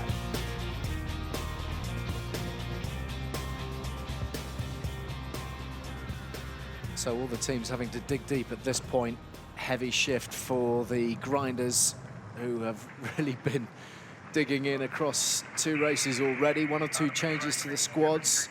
Talk us through the numbers here, Ken. Yeah, well, that bottom of the starting line is about 15, 20 meters closer. As we shift around and show the starting line box, I'll be able to show everybody a little bit more as to what that means. But one end of the starting line is the low end. The bottom end of the starting line is actually a little bit closer than the top end. That's because from the top end, you typically get a better angle and a little more boat speed. So this is this is Regatta Director Ian Murray trying to make sure that both boats show up to Mark 1 exactly at the same time. Make this thing exciting.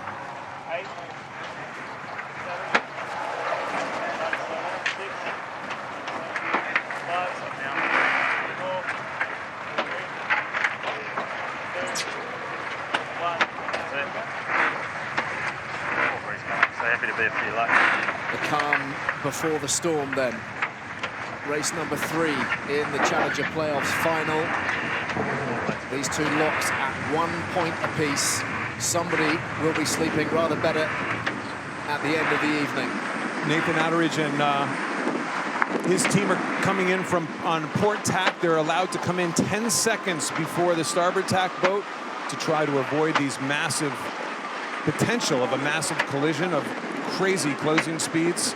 So the port tack boat is allowed to cross ahead first. And he's taken a rather interesting course, kind of reaching up high in the box. Usually we see people come into the starting box quite low, meaning away from the wind, down to the bottom of the box. But look at Outeridge. Has anybody told him where the starting line is? This is kind of an interesting. We haven't seen a whole lot of this. Throwing a little bit of a wrench into the starting procedure.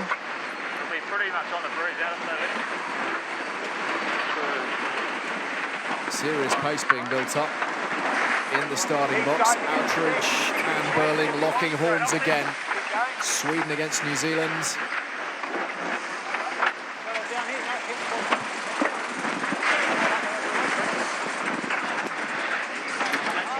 Even in the entry box, the battle, the jousting is well underway.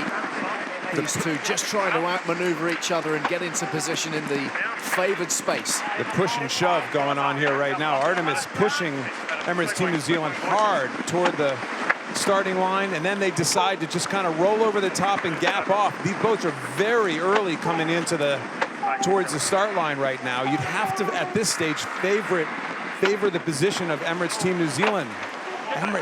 Artemis trying to go over the top. Is there an overlap between the 2 boats right now?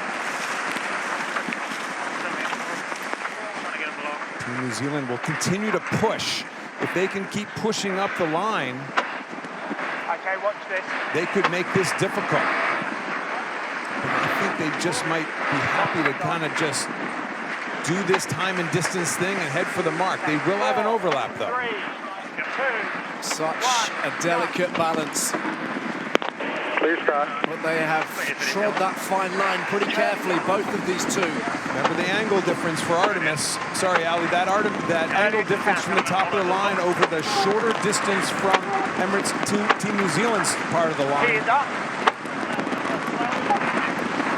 So for the third time this afternoon, the Swedes off to the better start, and they're the boat out in front as they reach for the first mark. The better angle won. Time and distance-wise, I thought the Kiwis got up on their foils pretty effectively there, but Artemis showed a burst of speed off the line. Tell you what, we're up into the 40-knot category here, which is as fast as we've seen the Kiwis, even well beyond that. 42 knots of boat speed. Does that indicate that the wind has picked up a good deal? Well, let's go back to Joey Newton on the water. Joey, a little more breeze? Yeah, it's picked up a little bit, Ken. I just think it's due to there's a little bit of weather up to the windward side of the course where it's raining, and that's pushing quite a bit more breeze through. So we could see as much as 14 or 15 knots for this race. We can't give them space. Ali, I think it's safe to say there's not much in it. One boat essentially in the lap of the other boat here right now. Again, similar dynamic, isn't it, to what we saw in race number 2. Racing in tight confines. At this time in the regatta, you better be perfect, and both of these boats are proving that perfection is possible. They were happy to go straight because they will have the inside. What do you think, Nate? They're happy to go straight. Let's get to the zone. At the moment, I'd say pressure's still on the left, up the course though. Yeah. He's Kiwi in, but he could change. Let's just go left, Mike. Yeah, early tack. It's only 40 metres now, it's a loss to him, okay? It's really instructive to see the collaborative effort of the Swedes and the chat between them. The communication is very strong. It's one of their strongest elements, as we see an excellent mark rounding from them. The Kiwis splitting the course, not nearly so talkative, but they are off hunting air in a different direction. 40 seconds there, pacing up. The Kiwis just pulled off that super tough last-second jibe maneuver going into that gate in order to gain the split. They didn't follow around this time. I think it's something probably that they talked about in between races. Twice now, they've simply followed around Artemis in that bottom gate. This time around, they chose to do the split. And by doing that, Ken, by following them around, they're essentially waiting for the error, right? Waiting for the error, and they're sitting in their coach boat, and I guarantee their coach is saying, these guys ain't making many errors right now, so let's start mixing it up a little bit and go off and try to do our thing and find a good wind shift. Yes. Proactivity. Yeah, what you're doing now is good. From the New Zealanders. Still the chat comes from Ian Percy. Sorry, Ali. Even though the first cross may come back to Artemis, Artemis has to make a choice here. Do you tack on top of the other boat, or do you continue allowing the split? We haven't got a hit, we keep going. Right, so that you heard Ian Percy say we don't have a hit, keep going, which means they still have a split. You know, that split didn't just happen at the bottom mark, didn't just happen on here in the first cross. They're going to get another shot at a wind shift here. So that's what you're setting yourself up for.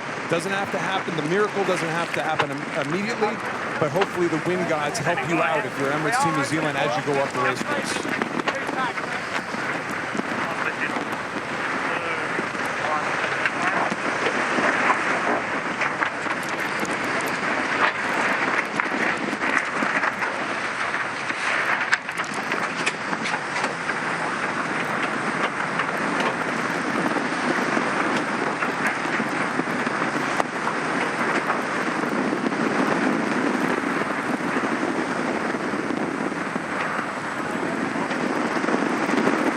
Very little in it still as they head upwind on this third leg of 7. The Swedes with a narrow advantage, which they have held from the word go. It will lift back up in a minute. This is going to be a reasonably tight cross. Slight right-hand wind shift, as indicated in the upper corner. That course access is 230. The breeze is currently at 235. Slight gain for Emirates Team New Zealand coming back on that cross. Just in case we have to come in on A-line to the top of the zone. It's amazing, Ali, the difference in communication. You brought it up earlier on the two boats. Oh, they're sailing a lousy race by so far this race. Goodness. Get the cat o' nine tails out. Ian Percy and Nathan Outteridge are far more kind of old school skipper tactician, helmsman tactician communication, where the tactician's almost giving you a play-by-play. It's very much the way I was taught to do it. New school is way different. To be frank, going on this boat and kind of laying out and listening on Emirates Team New Zealand is just hearing to some clinking and clunking. They don't talk. So Burling is all over this by himself. Now we're coming up to a key moment here. If Burling can get into that zone and have a piece of Artemis, he would be allowed to round that left, but Artemis gets across and stays barely in the lead.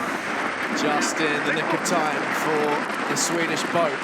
Round they go, but there is less and less of a gap between these two. And look at the boat speed of the Kiwis. Just piling away from the gate.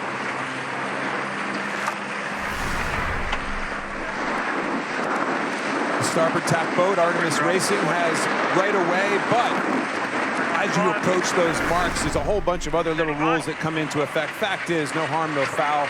Artemis squeaks around the mark. Okay. Boy, looking at the race course right now, there's a lot of dark water where Artemis Racing was, but Kiwis were going awful fast. I was just about to say, it looked like Artemis Racing was potentially in a little more wind pressure. We'll have to see what this cross looks like as these boats come back together.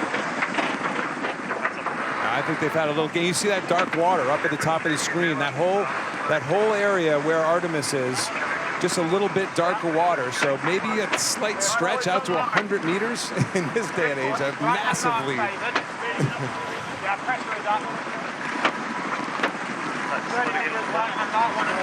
Look at this. How tough is it to spot those wind shifts when you're actually flying along at 30, 40 knots, though, Ken? Can you instantly see that there would be a change to conditions if you headed off in a particular direction, if you got up there quick enough? Well, nothing's instant and nothing is assured. You're using your intuition as the tactician, or in the Kiwis' case, Burling as the helmsman.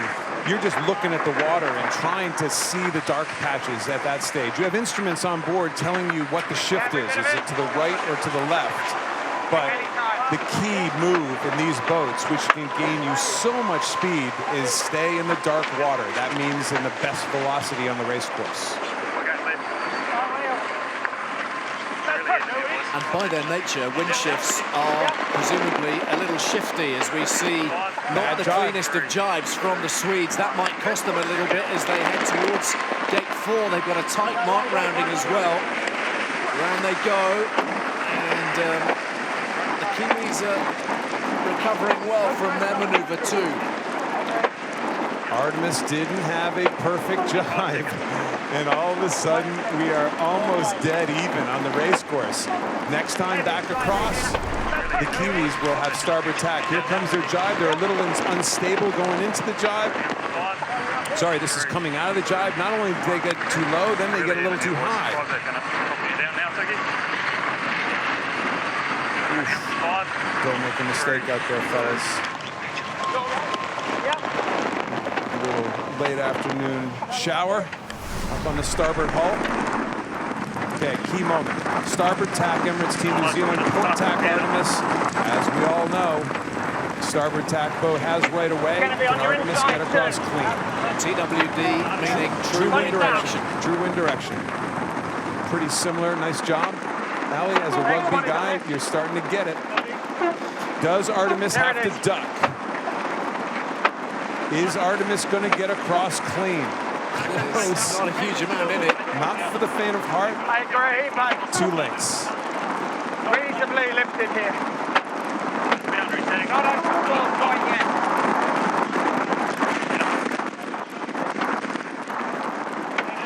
This one of the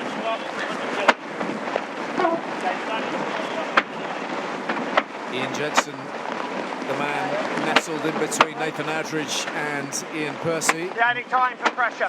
Watch Percy's eyes. Percy's eyes are looking up at that wing all the time. He's not only looking at pressure in the water, but he's looking at that instrumentation, that box of instruments we saw that are perched up on the wing in order to read the true wind direction. As you just called a minute ago, the actual wind direction. They have an instrument on board that boat that will help guide what that wind direction is. Here comes another tight cross.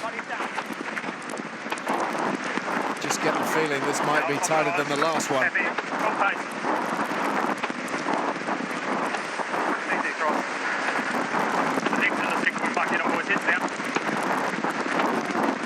So the cross coming your way. The Swedes with their noses in front. The Kiwis in hot pursuit at the moment, trying to make up ground.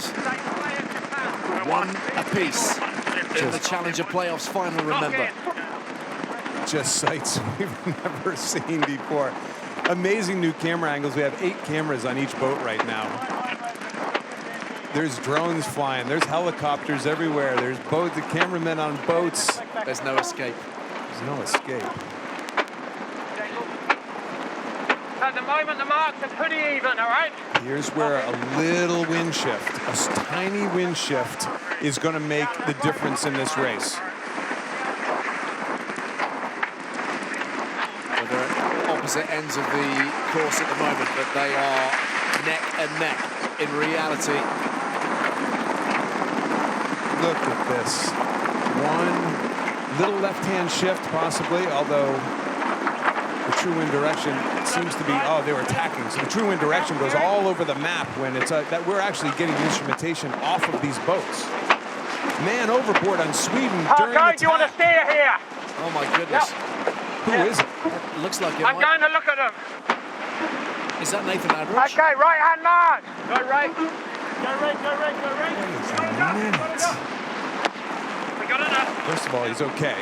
Well, this is the first time we've seen this in Bermuda, and the Swedes in all kinds of bother with a man down. The Kiwis have streaked out in front, and they will round this gate and head downwind for the final time in the race. Just when you think you've seen it all, you've got to be kidding me. This might be Outeridge that's in the water. I think it is. Yeah, it's Outeridge. He's gone. The helmsman's gone. And the rest of them are getting a dousing. Can they possibly claw it back from here without their helmsman? No. Ken, is that a possibility, or is it game over from here? Any time here, boys.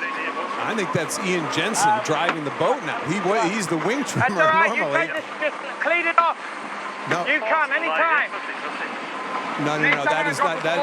Ian Jensen's still on the right-hand side. It's Paco. Welcome to the big time, son. Yeah, play it safe. He won't have done this terribly often, and that might account for the fact that it hasn't been the smoothest of passages since the gate rounding. I think they're just backing off right now, knowing that this is over. This is when it happened. This is when Nathan Aldridge went disappearing into the drink. Top right of your screen, he's gone. Just the smallest of slides, and out he went. Sliding into second base, and he's safe.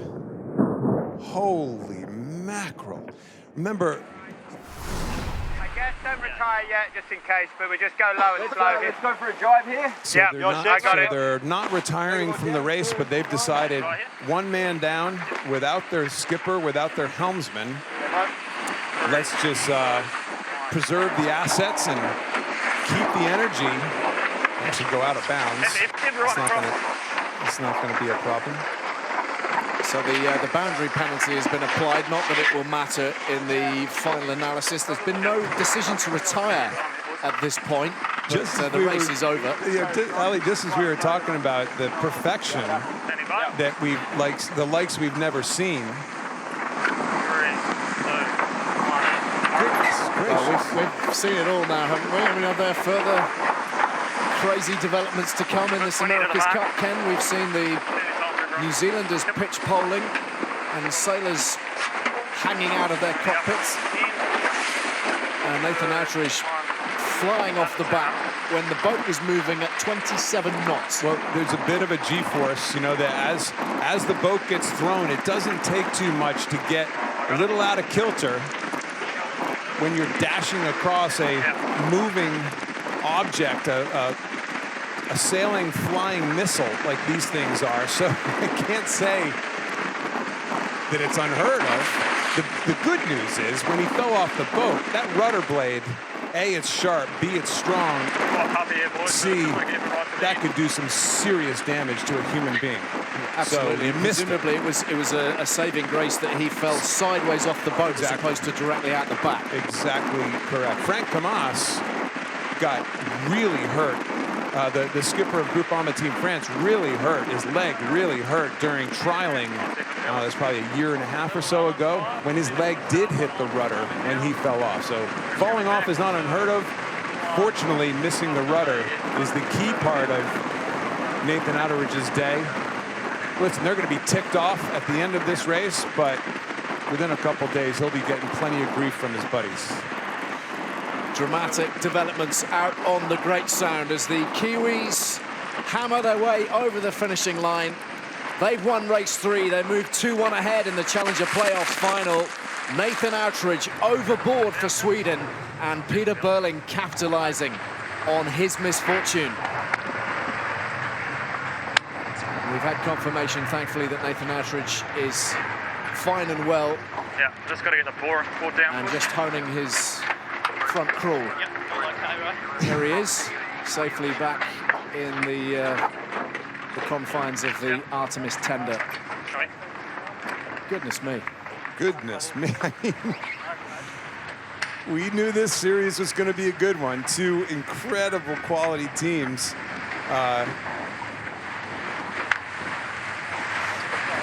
Let's go to Joey Newton again. Joey, I've seen some videos of Oracle out testing and training. It's not unheard of to have people flying overboard. In fact, if I remember correctly, you might have taken a little swim out in San Francisco, didn't you? Yeah, I actually fell off coming into the start of the first race of the America's Cup, so it's definitely not unheard of. And we've lost a lot of guys off the boat training here in Bermuda, and it's actually relatively common. It's easy, the way that you turn the boat, it's easy to just get flung off. So you got to feel for Artemis. They sailed 2 outstanding races, really, and on what was really a slower boat with the wrong boards.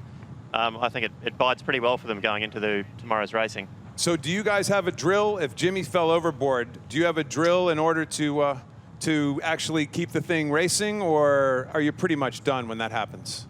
Look, if the helmsman falls over, you're in big trouble.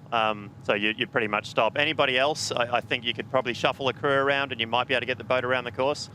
But these boats require so much energy to get them around, the hydraulic power. So you take one person away and they're nearly impossible to sail.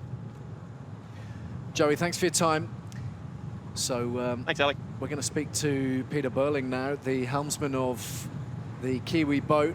Peter, dramatic developments. It was another fascinating race between you guys. We were all set up for a brilliant finish, and then Nathan Outteridge flew off the back. Yeah, for sure, and it's definitely a really exciting race, and for ourselves, we feel like we did a lot better job in that pre-start, but it didn't quite get there down that first reach. But then we fought real hard. We did a lot better job getting a split, and I think we were so tight the whole way around he could never get one back on top of us, and it felt like even if he didn't fall off, we were still going to get that gate off him and take that one. So let's not including the other day when a few people fell off at an inopportune moment. Have you ever had an accident like that on these boats where you've actually left the building? Yeah, for sure. In the training, I've had a few spills, but it's all part of it. These guys can cover me if I go off, and we can cover them if they go off. So for ourselves, we'd like to think we'd carry on at full speed without much hesitation. So let's go back to race number 2. Essentially 2 unbelievably well-sailed boats sailed darn close to a perfect race. Race number 3 setting up very, very similarly. How tough is that bottom gate split? I mean, your team did a beautiful job at the end of the first run to get the split, which really, like you said, helped set up keeping the race close and probably putting a pass on anyway. Yeah, well, for ourselves, the race before was all about the right of the breeze, I never really felt like he gave us any opportunities to get back into the race. So really well sailed to them, but that second race, of course, was a lot more even. There were a lot more puffs and shifts. So, we felt like we could just sail our modes, sail a few puffs, and just use that jibe to get a good split. And I'm really happy with the outcome. Peter, thank you for your time. Congratulations. Thanks, mate. So the Kiwis leading now by 2 points to 1 in this.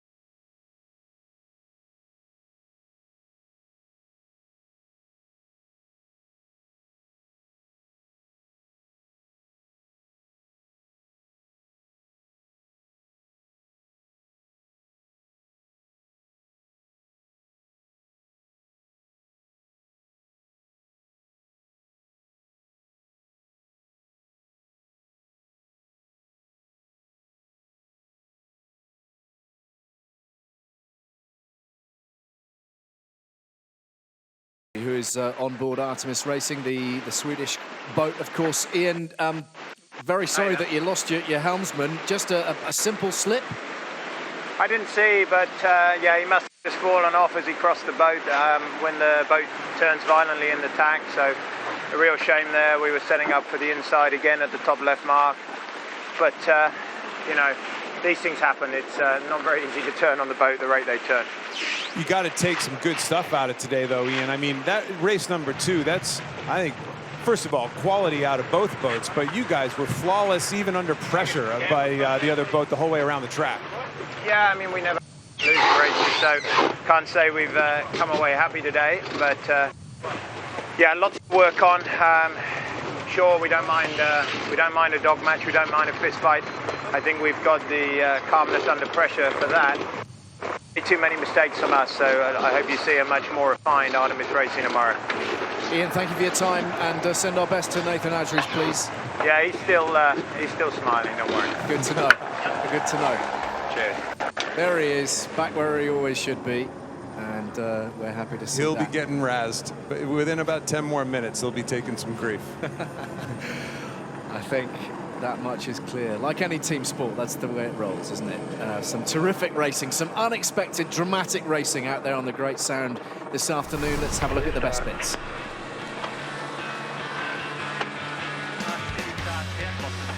Well, fortunately for Artemis Racing, they were flawless off the starting line today. They had 3 absolute fantastic starts.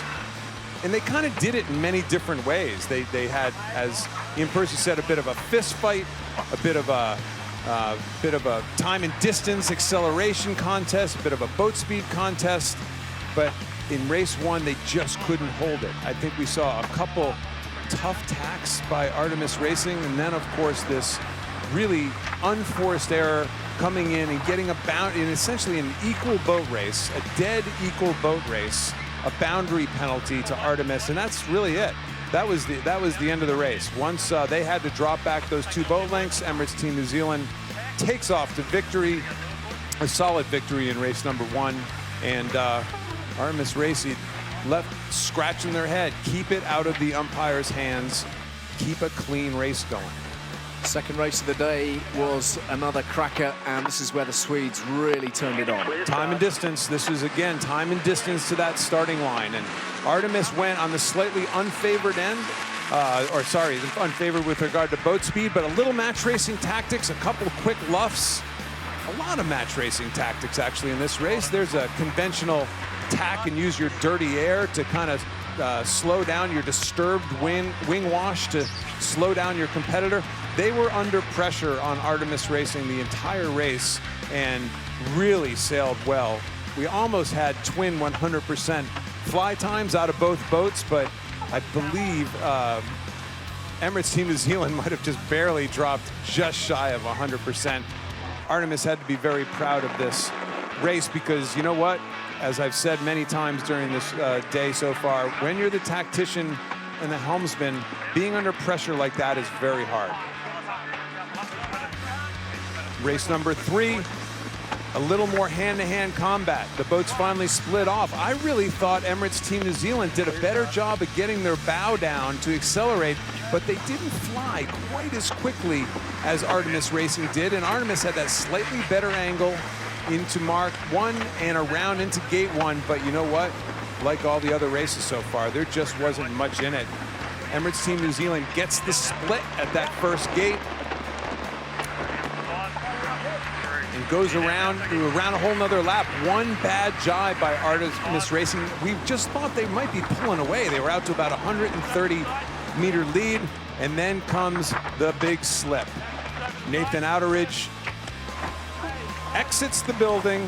When that happened, as you would imagine, it's all over for Artemis Racing in race number 3. So there's Nathan Outeridge safely back on the boat. Already chuckling about it. I think he's having a little, there they go. So let's just see the moment when he actually returned. Where have you been? I was pretty front mirror away though. Turns out you do something set up for our mug and shoot too. And that is just the start, you feel, of the ribbing that's coming. We know who's buying tonight, buying whatever, drinks and dinner. Good stuff. So New Zealand then with the better of today's racing wins in races 1 and 3 for the Kiwis. The Swedes outstanding in race 2, but losing their helmsman overboard in the final race of the day. And the New Zealanders really making hay as a result. So they lead by 2 points to 1. First to 5 race wins and a maximum of 9. Whoever manages that goes through to the match itself as the defender. So tomorrow, 3 more races between these two, New Zealand and Sweden, Peter Burling and Nathan Outeridge. So another eventful and unpredictable day's racing on Bermuda's Great Sound. New Zealand with their noses